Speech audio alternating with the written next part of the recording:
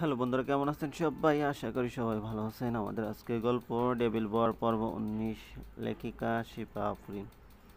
বন্ধুরা, এই গল্পটি যদি ভালো লাগে অবশ্যই লাইক করবেন, কমেন্টস করবেন, আর আমাদের চ্যানেলে যদি আপনি নতুন হয়ে থাকেন অবশ্যই সাবস্ক্রাইব করে বেল আইকনটি প্রেস করে রাখবেন, যাতে নতুন নতুন ভিডিও আপলোড করার সাথে সাথে আপনার নোটিফিকেশনে চলে যায়। তাহলে চলুন গল্পে যাই। হিয়া বলল, হ্যাঁ করো না, আমি তো এক পায়ে খাড়া। বাই দা ওয়ে, আপুই ভাইয়া কোথায়? ঘুম থেকে ওঠেনি নাকি? আঁচল বলল, ও চলে গেছে রিমিকে নিয়ে। হিয়া বলল, মানে? এত সকাল সকাল চলে গেল? আঁচল বলল, আসলে মা বাবা আর রিমি আজ গ্রামের বাড়ি যাবে, তাই সকাল সকাল রিমিকে নিয়ে বেরিয়ে গেছে। বিকেলে এসে আমাকে নিয়ে যাবে। হিয়া বলল, রিমি চলে গেল, মেয়েটার সাথে ভালো করে কথাও বলা হলো না। আর তুইও চলে যাবি? ধুর, ভাল লাগে না। আঁচল বলল, মন খারাপ করার কি আছে বোকা মেয়ে?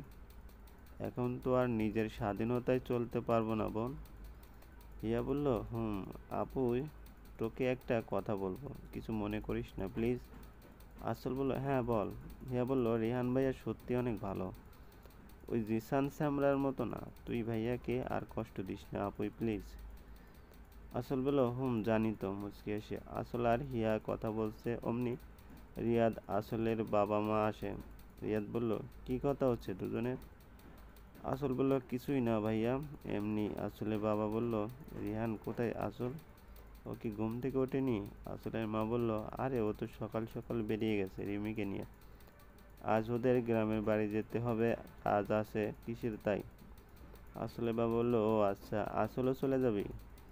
আঁচল বলল, হ্যাঁ বাবা, বিকেলে যাব। রিয়াদ বলল, সে কি আর 2 দিন থাক? আঁচল বলল, না ভাইয়া।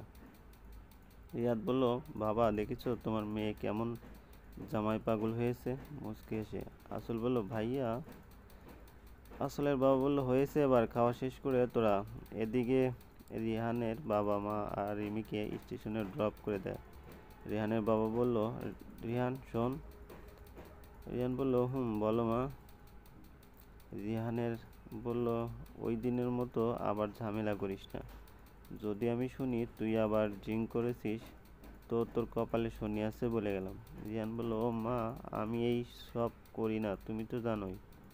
রিহানের বাবা বলল, করিস না তো ওই দিন কে করেছিল? আমি। রিহান বলল, মেবি। মাথায় চুলকে রিহানের বাবা বলল, দেখেছো তোমার ছেলে কতটা বজ্জাত হয়েছে, এই বয়সের বাবাকে বলছে ড্রিঙ্ক করে। রিহান বলল, আমি কোথায় বললাম? তুমিই তো বললে। রিহানের মা বলল, আহা হয়েছে, তোমরা থামো তো।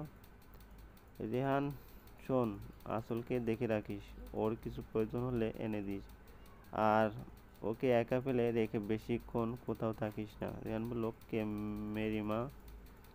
রিমি বলল, ভাইয়া তুই বাসায় চলে যা, এবার ট্রেন ছাড়ার টাইম হয়ে গেছে, সাবধানে থাকিস কেমন? রিহান বলল, হ্যাঁ তুইও। মুচকি এসে তারপর রিহান সবাইকে বিদায় জানিয়ে চলে আসে। আঁচল হিয়ার সাথে অনেকক্ষণ গল্প করে নিজের রুমে চলে আসে। আঁচল রুমে আসতেই দেখে রিহানের মিসড কল। আঁচল একটা বই নিয়ে বেলকনির দোলনায় বসে পড়তে থাকে। আঁচল ভেবেছিল রিহান হয়তো আবার ওকে ফোন দেবে, কিন্তু না, রিহান আর ফোন দেয়নি। আঁচল একটা দীর্ঘশ্বাস ছেড়ে ফোনটা নিজের পাশে রেখে চোখ বন্ধ করে। বিকেলে হঠাৎ দরজায় বেল বাজতে হিয়া গিয়ে দরজা খুলে দেয়। হিয়া বলল, ভাইয়া আপনি সকালে না বলেই চলে গেলেন যে? রেহান বলল, শালিক পাখি ভিতরে আসতে দেবে নাকি, নাকি দরজায় বাইরে থেকেই সব বলবো? মুচকি হেসে হিয়া বলল, হ্যাঁ হ্যাঁ আসুন, কিন্তু শালিক পাখি মানেটা কি? অবাক হয়ে রেহান বলল, শালিক আর আদুরের ডাক হলো শালিক পাখি। ভেতরে আসতে আসতে হিয়া বলল, ওহ ভাইয়া, এত বুদ্ধি থাকে কই? রেহান বলল, আমার বুদ্ধি নিয়ে গবেষণা করে তুমি পেরে উঠবে না শালিকা, তার চেয়ে বরং এটা নাও, একটা বক্স প্যাকেট করা। হিয়া বলল, এটা কি? রেহান বলল, ধরো নাও, এটাই তোমার ট্রিট। হিয়া উৎসাহিত হয়ে প্যাকেটটা খুলে দেখে একটা নতুন মোবাইল। হিয়া বলল, ওহ মাই গড ভাইয়া, নতুন ফোন, এতগুলো ধন্যবাদ ভাইয়া। রিয়ান হেসে দেয়। রিয়ান বলল, এবার বলো আমার আমানত কোথায়? হিয়া বলল, আমানত? অবাক হয়ে রিয়ান বলল, আরে পিচ্ছি, আমার বউ কোথায় বলো?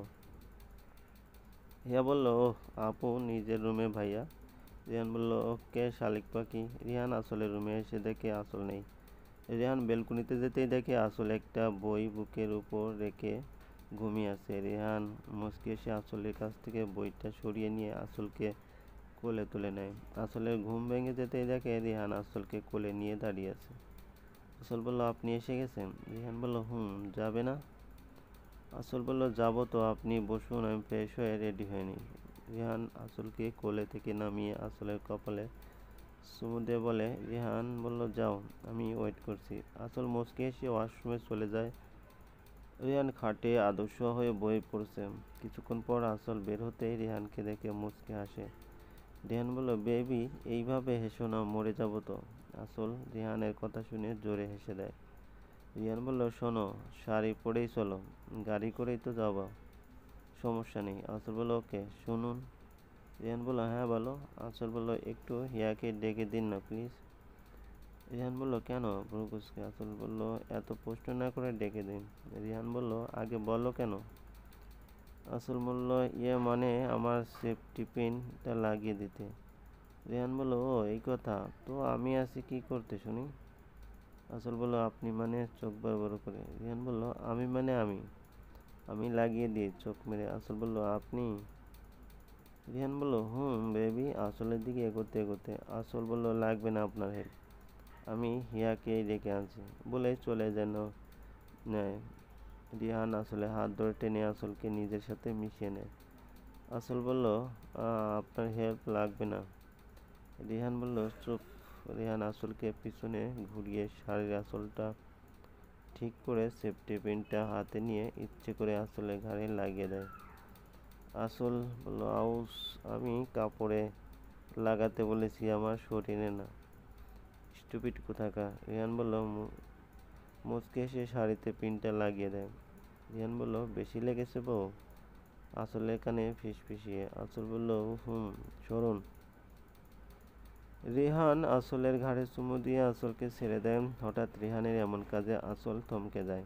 আসলকে স্থির থাকতে দেখে রিহান আসলের কাছে এসে বলে, আরও লাগবে চুমু?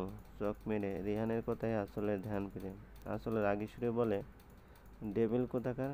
আচ্ছা, একটা কথা বলুন তো, আপনি শাড়িতে পিন লাগানো শিখেছেন কিভাবে? রিহান বলল, কিভাবে আবার? আগে আরও 4-5টা বউয়ের শাড়িতে পিন লাগিয়ে দিয়েছি তাই। দাঁতে দাঁত চেপে আসল বলল, কি? রিহান বলল, আর একটা কথাও না বলে রেডি হও, নয়তো তোমার খবর আছে, ধমক দিয়ে। আসল বলল, আমি তো রেডি। রিহান বলল, ওকে, চলো তাহলে। আসল আর রিহান নিচে নামতে দেখে সবাই ড্রয়িং রুমে বসে টিভি দেখছে। ওদেরকে দেখে আসলের বাবা বলে ওঠে, চলে যাচ্ছিস? আসল বলল, হ্যাঁ বাবা। আসলের মনটা খারাপ হয়ে যায়। আসলের মা বলল, সাবধানে থাকিস মা। আসল বলল, হ্যাঁ মা, চিন্তা করো না। রিয়াদ বলল, আসল শোন, রিহানের সাথে আর খারাপ ব্যবহার করিস না। রিয়া বলল, হ্যাঁ আপুই, ভাইয়ার সাথে রাগ করিস না। আসল বলল, আচ্ছা বাবা, ঠিক আছে, তোমরা সবাই ভালো থেকো। রিয়াদ বলল, সাবধানে যাস।